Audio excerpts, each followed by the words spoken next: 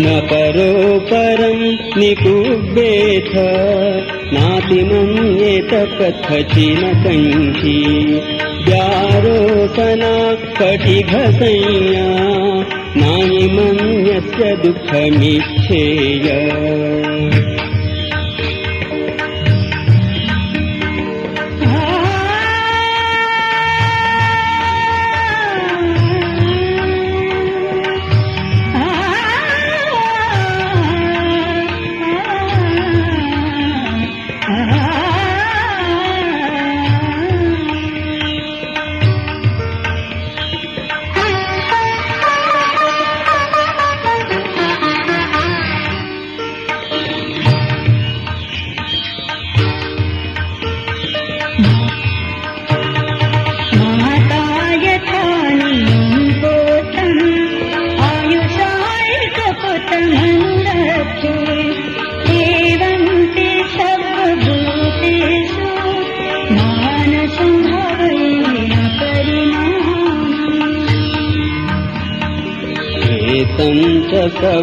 सब्बलोकस्मिन्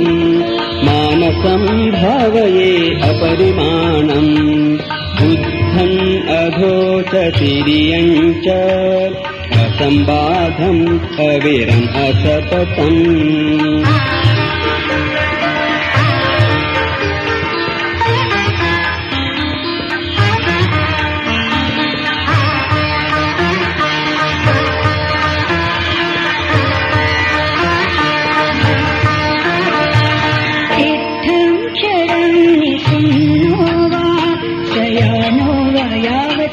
विगतमेघो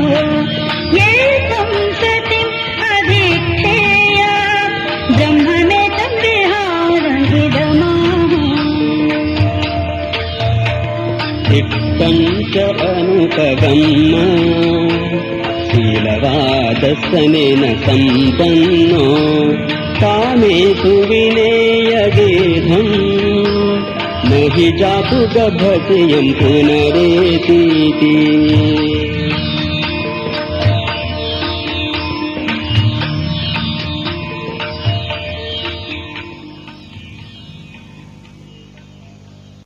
สวัสดีครับท่านผู้ฟังที่เคารพ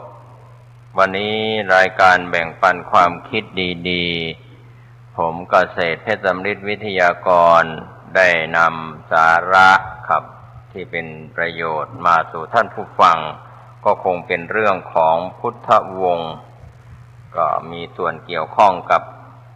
อดีตความเป็นมาของพระสัมมาสัมพุทธเจ้าพุทธโคดมก็มีเรื่องที่จะนำเล่าอดีตนิทานของพระพุทธเจ้าสมัยสร้างบารมีพระผู้มีพระภาคเจ้าได้ตรัสไว้ในคัมภีร์พุทธวงศ์ว่านับถอยหลังแต่ภัตตกัปนี้ไปเสียสงไขยกำไรแสนกัปพระผู้มีพระภาคเจ้าของเราได้เกิดเป็นพราหมณ์นามว่าสุเมธะในเมืองอมรวดี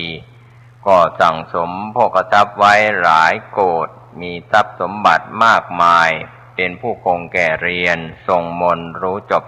ไตรเพศถึงความสำเร็จในคัมภีร์และก็ทำนายลักษณะ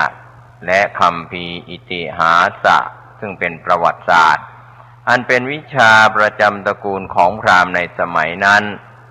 ครั้งนั้นก็ได้นั่งอยู่ในที่ลับได้คิดอย่างนี้ว่าการเกิดในภพใหม่และก็การแตกสลายแห่งร่างกายเป็นทุกข์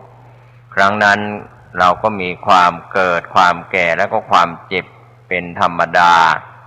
จะแสวงหาพระนิพพานอันไม่แก่ไม่ตายจะปลอดภัยถ้าเราพึงเป็นผู้ไม่มีความห่วงใยหมดความต้องการละทิ้งกายที่เปื่อยเน่าเต็มไปด้วยซากศพนี้ไปเสียก็จะดีไม่น้อยหนทางที่ใครๆไม่สามารถจะไปได้เพราะไม่มีเหตุอยู่น่าจะมีอยู่มีแน่ๆเราจะแสวงหาทางนั้นเพื่อความหลุดพ้นไปจากภพเมื่อมีภพก็ควรจะปรารถนาความไม่มีภพเปรียบเหมือนเมื่อมีทุกข์แม้ความสุขก็ย่อมมีฉะนั้น เมื่อมีไฟ3กองคือราคะความรักโทสะความโกรธโมหะความหลงก็ควรจะปรารถนานิพพานความดับด้วยเช่นเดียวกันก็เปรียบเหมือนเมื่อความร้อนก็ย่อมมีความเย็นเป็นของแก้ฉะนั้นเมื่อมีความเกิดก็ควรจะปรารถนาความไม่เกิดเปรียบเหมือนเมื่อมีความชั่วแล้วแม้ความดีก็ย่อมมีฉะนั้นเมื่อสระน้ำอมฤตอันเป็นที่ชำระมลทินคือกิเลสมีอยู่ก็ควรจะได้ทำการชำระกิเลสไม่แสวงหาสระน้ำนั้นก็ไม่ใช่ความผิดของสระน้ำอมฤตเปรียบเหมือนคนเปื้อนคูดเห็นสระน้ำเต็มแล้วไม่แสวงหาไม่เข้าไปหาสระน้ำนั้นก็ไม่ใช่ความผิดของสระน้ำดังนั้นบุคคลผู้ที่ถูกกิเลสรุมล้อมเมื่อต้องการหาทางเกษมมีอยู่ไม่แสวงหาทางนั้นก็ไม่ใช่ความผิดของการที่จะไม่แสวงหาทางเกษมถ้าจะเปรียบด้วยข้ออุปมาก็เหมือนคนที่ถูกข้าศึกล้อมไว้เมื่อทางที่จะหนีไปได้มีอยู่แต่เขาก็ไม่ยอมหนีก็ไม่ใช่ความผิดของทางที่จะหนีไปฉะนั้นคนผู้มีทุกข์ถูกความป่วยไข้คือกิเลสเบียดเบียนไม่แสวงหาอาจารย์ผู้ชี้แนะทางพ้นทุกข์ก็ไม่ใช่ความผิดของอาจารย์นั้นเปรียบเหมือนคนป่วยเมื่อหมอมีอยู่แต่ไม่ให้หมอรักษาความป่วยไข้นั้นก็ไม่ใช่ความผิดของหมอนั้นดังนั้นถ้าเราจะเป็นผู้ไม่ห่วงใยหมดความต้องการละทิ้งร่างกายที่เน่าเปื่อยที่สั่งสมซากศพนานาชนิดนี้ไปเสียก็เปรียบเหมือนคนปลดเปลื้องซากศพที่น่าเกลียดซึ่งพันอยู่ที่คอออกแล้วไปอยู่เป็นสุขเสรีตามลำพังตัวเองดังนั้นคนชายหญิงถ่ายอุจจาระลงในส้วมแล้วทิ้งส้วมไปไม่ห่วงใยไม่ต้องการฉันใดเราพึงละทิ้งร่างกายที่เต็มไปด้วยซากศพนานาชนิดนี้ไปเสียเถิดดุจดังคนที่ถ่ายอุจจาระลงในส้วมแล้วก็ทิ้งส้วมไปฉันนั้นเจ้าของเรือทิ้งเรือที่คร่ำคร่าชำรุดเก่าแก่มีน้ำไหลเข้าไปอย่างไม่มีความห่วงใยก็ไม่ต้องการฉันใดเราจะละทิ้งร่างกายที่มีช่อง9แห่งก็มีตา2จมูก2หู2ครับปาก1มีของไหลออกไม่สะอาดเป็นนิดนี้ไปเสียก็ดุจเจ้าของเรือที่ทิ้งเรือคร่ำคร่าไปฉันนั้นดังนั้นเราจะทิ้งร่างกายนี้ซึ่งเป็น1มหาโจรก็เพราะกลัวจะชิงปล้นกุศลธรรมเปรียบเหมือนคนนำสิ่งของมีค่าไปกับพวกโจรละทิ้งโจรไปเสียเพราะเห็นภัยคือโจรจะชิงเอาสิ่งของไปเมื่อคิดอย่างนี้แล้วท่านผู้ฟังครับพระมหาบุรุษก็ได้เข้าเฝ้าพระราชาได้รับพระบรมราชานุญาตให้ตีกลองเป่าประกาศไปในเมืองให้ได้ทรัพย์นับจำนวนได้หลายโกฏแก่คนไม่มีที่พึ่งและก็คนเข็นใจแล้วสละวัตถุกามกิเลสกามเข้าไปยังป่าหิมพานต์ขณะนั้นพิภพของท้าวสกะแสดงอาการเร่าร้อนท้าวสกะทรงเล็งแลดูก็ทราบเหตุแล้วก็ตรัสเรียกวิสุกรรมเทพบุตรมาสั่งว่าไปเถิดพ่อจงไปเนรมิตสถานที่อยู่ให้สุเมธบัณฑิตผู้เข้าไปยังป่าหิมพานต์วิสุกรรมเทพบุตรรับเทวบัญชาแล้วก็มาเนรมิตบรรณศาลาที่จงกรมไว้ข้างภูเขาธรรมิกบรรพตก็จัดวางบรรพชิตบริขารไว้พร้อมเสร็จ เรียบร้อยแล้วก็เขียนหนังสือบอกไว้แล้วก็กลับไปยังเทวโลกตามเดิมพระโพธิสัตว์ครั้นไปตามแนวซอกเขาบรรลุถึงที่นั้นแล้วก็ได้เห็นสรรพสิ่งเหล่านั้นอ่านหนังสือดูรู้ว่าท้าวสักกะประทานให้ก็ถือเอาเครื่องบรรพชิตบริขารทั้งหมดบวชเป็นดาบสครั้นบวชแล้วก็ได้ภาคเพียรพยายามไม่ช้านานนักก็ได้อภิญญา5สมาบัติ8สุเมธาดาบทนั้นบรรลุอภิญญาและสมาบัติแล้วครับท่านผู้ฟังก็พักผ่อนอยู่ด้วยสุขอันเกิดแต่ผลสมาบัติพระศาสดาพระนามว่าทีปังกรได้เสด็จอุบัติขึ้นในโลกในเวลาที่พระองค์ทรงปฏิสนธิเกิดประสูติตรัสรู้และแสดงธรรมจักรหมื่นโลกธาตุได้หวาดไหวบุพนิมิต32ประการก็ได้ปรากฏแล้วสุเมธาดาบทกำลังเพลิดเพลินด้วยสุขอันเกิดแต่ฌานอยู่จึงไม่ได้ยินเสียงนั้นทั้งไม่ได้เห็นบุพนิมิตเหล่านั้นด้วยสมเด็จพระทศพลทีปังกรสัมมาสัมพุทธเจ้าทรงแวดล้อมด้วยพระอรหันต์400,000 องค์เสด็จไปยังบ้านนิคมและราชธานีเพื่อประโยชน์แก่การทรงอนุเคราะห์สัตว์โลกได้เสด็จถึงอมรวดีนครครับโดยลำดับประทับอยู่ที่สุทัศนมหาวิหารฝ่ายพวกอุบาสกอุบาสิกาชาวเมืองอมรวดีได้ยินข่าวว่าสมเด็จพระทีปังกรสัมมาสัมพุทธเจ้าเสด็จถึงเมืองของเขาแล้วต่างก็พากันถือธูปเทียนดอกไม้ของหอมไปยังพระวิหารบูชาถวายบังคมพระศาสดาแล้วได้สดับธรรมกถาอันไพเราะยิ่งนักมีใจเลื่อมใสทูลนิมนต์พระศาสดาพร้อมทั้งพระสงฆ์เพื่อเสวยในวันรุ่งขึ้น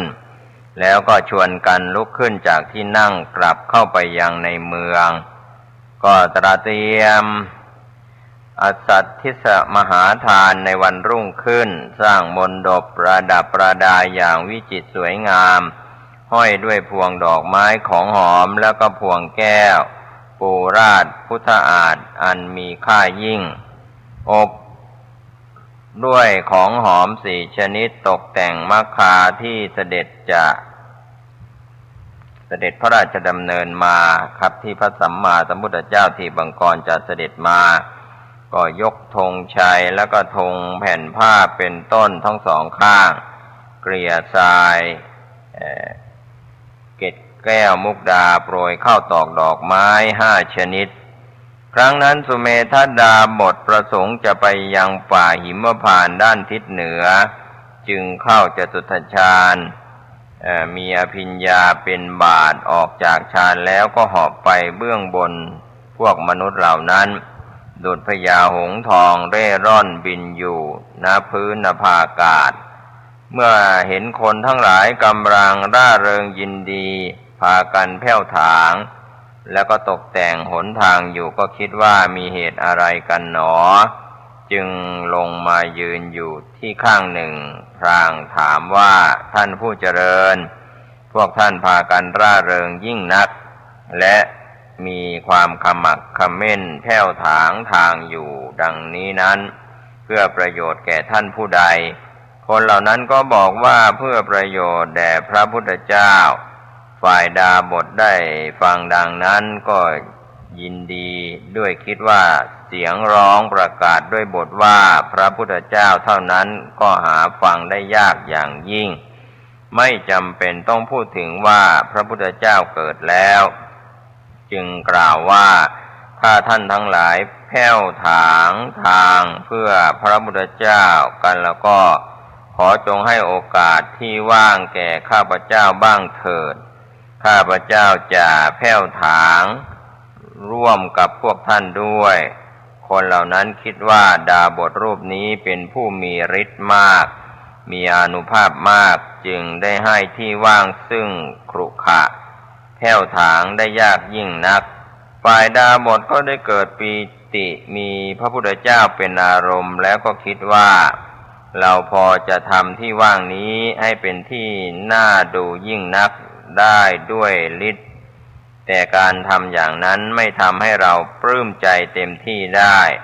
เราควรทำงานด้วยกำลังกายจึงขนเอาดินร่วมมาถมลงณสถานที่นั้นครับในส่วนของการแผ่วถางทางยังไม่เสร็จเรียบร้อยพวกชาวเมืองก็กราบทูลเสด็จพระผู้มีพระภาคเจ้าลำดับนั้นพระผู้มีพระภาคเจ้าทรงแวดล้อมด้วยพระอรหันต์400,000 องค์ประดุจดังเท้าสหัสนัยแวดล้อมด้วยหมู่เทพพยดาเสมือนหนึ่งว่าเท้ามหาพรหมแวดล้อมด้วยหมู่พรหมเสด็จดำเนินโดยมคาที่ตกแต่งประดับประดาแล้วด้วยพระพุทธลีลาพระพุทธลีรหวิราชอันหาที่เปรียบมิได้ฝ่ายดาบทเห็นพระผู้มีพระภาคเจ้ากำลังเสด็จมาก็คิดว่าวันนี้เราควรบริจาคชีวิตจึงสยายผมปูราดหนังสัตว์เป็นต้นบนเปลือกตมนอนทอดตนเป็นสะพานเพื่อให้พระผู้มีพระภาคเจ้าในขณะนั้นเสด็จใกล้เข้ามาถึงโดยตามลำดับดาบทก็ยิ่งเลื่อมใสนักก็ได้ตั้งความปรารถนาเป็นพระพุทธเจ้าทั้งนี้เพราะเป็นผู้ประกอบด้วยธรรม8 ประการก็อธิษฐานว่าถ้าเราปรารถนาก็จะพึงเผากิเลสทั้งหลายของเราได้สำเร็จในวันนี้แต่จะมีประโยชน์อะไรแก่เราที่จะรู้แจ้งพระธรรมในพระศาสนานี้โดยที่คนอื่นไม่รู้จักเราจะบรรลุพระสัพพัญญุตญาณเป็นพระพุทธเจ้าในโลกพร้อมเทวโลกจะมีประโยชน์อะไรแก่เราที่เห็นกำลังความสามารถของตนแล้วจะข้ามพ้นสังสารวัฏแต่เพียงผู้เดียวเราจะบรรลุพระสัพพัญญุตญาณยังโลกพร้อมทั้งเทวโลกให้ข้ามพ้นด้วยการอธิการคือกุศลอันยิ่งใหญ่นี้ที่เราได้กระทำแล้วในพระพุทธเจ้าผู้ทรงเป็นอุดมบุรุษเราได้บรรลุพระสัพพัญญุตญาณแล้วเรายังประชุมชนเป็นอันมากให้ข้ามพ้นเราจะตัดกระแสสงสารทำลายภพทั้ง3ก็คือกามโรครูปโรคอรูปโรคแล้วขึ้นสู่ธรรมนาวายังโลกพร้อมทั้งเทวโลกให้ข้ามพ้นไปเมื่อดาบทตั้งความปรารถนาเป็นพระพุทธเจ้าอย่างนั้นฝ่ายสมเด็จพระทีปังกรพระผู้มีพระภาคเจ้าเสด็จมาถึงณที่นั้นแล้วก็ประทับยืนอยู่เบื้องเหนือศีรษะทรงทราบว่าสุเมธาดาบทนั้นนอนเพื่อต้องการจะเป็นพระพุทธเจ้าจึงทรงส่องพระอนาคตังสยานไปตรวจดูก็ทรงเห็นว่าจะสำเร็จสมความปรารถนา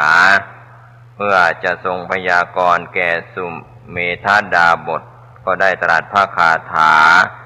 นี้ประทับยืนอยู่ในที่นั้นเองว่าภิกษุทั้งหลายพวกเธอจงดูชดินดาบทผู้มีตบะรุ่งเรืองนี้ในกัปอันหาประมาณมิได้ต่อจากภัตตกัปนี้ไปเขาจะเป็นพระพุทธเจ้าในโลกพระตถาคตจะเสด็จออกจากพระนครกบิลพัสดุอันน่ารื่นรมทรงเริ่มตั้งความเพียรบำเพ็ญทุกขกิริยาพระตถาคตจะประทับนั่งณพวงไม้อาชาปารานิโคตก็คือต้นไทรทรงรับข้าวปายาตณที่นั้น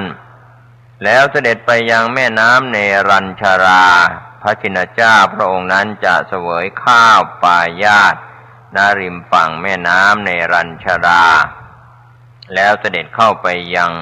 พวงไม้โพพฤกษ์ตามมัคคาอันประเสริฐที่ตกแต่งไว้ ต่อแต่นั้น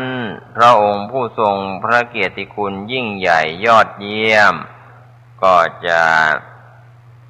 ทำประทักษิณโพธิมณฑลแล้วก็ตรัสรู้ณกวงไม้อัศสัทธพฤกษ์พระมารดาผู้ให้กำเนิดของชดินดาบทนี้จะมีพระนามว่ามายาพระบิดามีพระนามว่าสุโธธนะชดินดาบทนี้จะมีนามว่าโคดมพระเถระนามว่าโกริตะและอุปติสสะก็จะเป็นอัคสาวกพระเถระพระนามว่าอานนท์จะเป็นพระอุปถากปฏิบัติบำรุงพระชินเจ้านั้นพระเถรีนามว่าเขมาและอุบลวรรณาจะเป็นพระอัคสาวิกาต้นไม้ที่ตรัสรู้ของพระผู้มีพระภาคเจ้านั้นชาวโลกเรียกว่าอัสสัทธะจิตตะคฤหบดีแล้วก็หัตถกะกตะคหบดีชาวเมืองอารวีจะเป็นอัครอุปถากนันทมารดาและนางขุดชุตราจะเป็นอัครอุปถายิกาวายสุเมธาดาบทได้สดับพระดำรัสของพระผู้มีพระภาคเจ้าแล้วก็ให้โสมนัสเป็นยิ่งนักด้วยคิดว่าได้ยินว่าความปรารถนาของเราจะสำเร็จแม้มหาชนได้สดับพระดำรัสของพระผู้มีพระภาคเจ้าแล้วก็พากันร่าเริงยินดีว่าได้ยินว่าท่านผู้นี้เป็นพุทธังกูลหน่อพระพุทธเจ้าต่างก็ตั้งความปรารถนาว่าถ้าเราทั้งหลายยังไม่เข้าใจศาสนาของพระโลกนาถพระองค์นี้ในอนาคตการก็ขอให้เราทั้งหลายพึงเป็นผู้สามารถรู้แจ้งอรหัตมรรคอันเป็นผลเลิศเป็นเวลาที่สุเมธาดาบทนี้เป็นพระพุทธเจ้าเถิดฝ่ายพระทศพลทีปังกรทรงสรรเสริญพระโพธิสัตว์บูชาด้วยดอกไม้8 กำทำประทักษิณแล้วเสด็จหลีกไปแม้พระขีณาสพพระอรหันต์เหล่านั้นก็บูชาด้วยของหอมและดอกไม้ทำประทักษิณแล้วก็หลีกไปทั้งเทวดาและมนุษย์ทั้งหลายก็ได้บูชาไหว้แล้วก็หลีกไปอย่างนั้นเหมือนกันฝ่ายพระโพธิสัตว์ลุกจากที่อันตนนอนอยู่ในเวลาที่เทวดาและมนุษย์ทั้งหมดกลับไปแล้วก็คิดว่าเราจะค้นหาพุทธการกกะธรรมที่ทำให้เป็นพระพุทธเจ้าจึงนั่งเหนือกองดอกไม้ตรวจดูโลกธาตุด้านทางทิศตะวันออกครั้นเมื่อพระโพธิสัตว์นั่งแล้วอย่างนั้นเทวดาในหมื่นจักรวาลทั้งหมดก็ได้มาประชุมพร้อมกันเพื่อจะได้สาธุการสรรเสริญพระโพธิสัตว์ก็ได้กล่าวว่าท่านจะเป็นพระพุทธเจ้าแน่ท่านจงบำเพ็ญเพียรให้มั่นคงอย่าถอยกลับจงก้าวไปข้างหน้าเถิดแม้เราทั้งหลายก็รู้ได้แจ้งชัดว่าท่านจะเป็นพระพุทธเจ้าแน่พระโพธิสัตว์ครั้นตกลงใจในการจะเป็นพระพุทธเจ้าอย่างนั้นแล้วจึงตรองหาพุทธการกะธรรมก็ได้เห็นทานบารมีเป็นข้อที่1ซึ่งพระโพธิสัตว์ทุกพระองค์ได้สั่งสมอบรมกันมาท่านเห็นแล้วก็จะสั่งสอนตน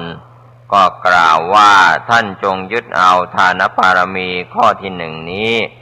บำเพ็ญให้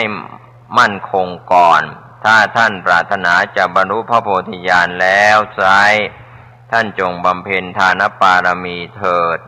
อันว่าหม้อที่เต็มด้วยน้ำซึ่งผู้ใดผู้หนึ่งจับวางคว่ำไว้ลงน้ำย่อมไหลออกหมดไม่ขังอยู่ในหม้อนั้นฉันใดท่านเห็นคนขอทั้งชั้นต่ำชั้นกลางและชั้นสูงแล้วจงให้ทานอย่าได้เหลือดุจหม้อน้ำที่เขาวางคว่ำฉ ฉันนั้นเมื่อพระโพธิสัตว์ครั้นเห็นทานบารมีข้อแรกอย่างนี้แล้วก็คิดต่อไปอีกว่าพุทธการกธรรมจะต้องไม่มีเพียงเท่านี้เป็นแน่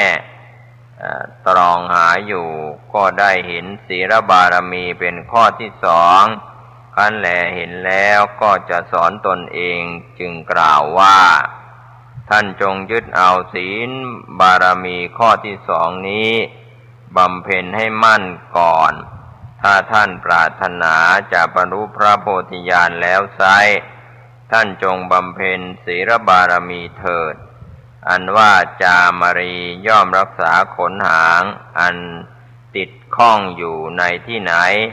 ก็ย่อมตายในที่นั้นไม่ยอมให้ขนหางเสียไปฉันใดท่านจงบำเพ็ญศีลในภูมิสี่รักษาให้บริบูรณ์ในการทุกเมื่อดุจจามรีรักษาขนหางฉันนั้นครับดังนั้นก็ถือว่าพระมหาบุรุษครั้นเห็นศีลบารมีข้อที่สองอย่างนี้แล้วเมื่อตรองหาต่อไปอีกก็เห็นเนกขัมมะบารมีเป็นข้อที่สามที่พระโพธิสัตว์ทั้งหลายแต่ปางก่อนก็ได้สั่งสมอบรมมาครั้นเห็นแล้วก็จะสอนตัวเองแล้วก็กล่าวว่าท่านจงยึดเอาเนกขัมมะบารมีข้อที่สามนี้บำเพ็ญให้ได้ก่อนถ้าท่านปรารถนาจะบรรลุพระโพธิญาณแล้วไซร้ท่านจงบำเพ็ญเนกขัมมะบารมีเถิดอันว่าคนถูกขังอยู่ในเรือนจำได้รับทุกข์มานานย่อมไม่เกิดความยินดีในเรือนจำมีแต่จะหาช่องทางที่จะพ้นออกไปฉันใดท่าน